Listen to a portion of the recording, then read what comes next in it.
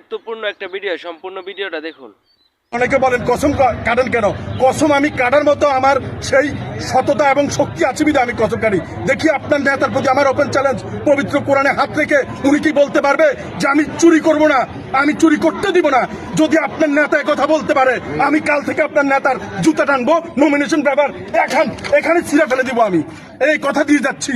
শুধুমাত্র শেষবারের মতো, আমার ওইরকম টাকা পয়সা নাই, এরকম দলীয় লোকজনও নাই যে এইবার না পারলে পরের বার আমি দাঁড়াবো। আমার ওই ইচ্ছা বা আগ্রহ নাই। শুধুমাত্র এইবার হয়তোবা ভালো নির্বাচন বই দেখে দেখেন ওসমান হাদি দাঁড়ায় রয়েছে, ওই ওর বিচার আর হবে না। ওর বিচার ওই আলমারিতে শিকল তুলে রাখেন।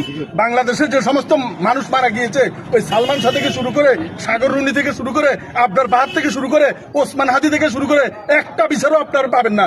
সংসদ ভবনে ঠিকই তারা যাবে, দেখি বুকে হাত দিয়ে বলুক, আল্লাহকে কসম করে বলুক, কোরআনে হাত রেখে বলুক, কয়জন এমপি বলতে পারে 300 আসনের মধ্যে আমি দেখবো যে আমি চুরি করবো না, কাউকে চুরি করতে দিব না।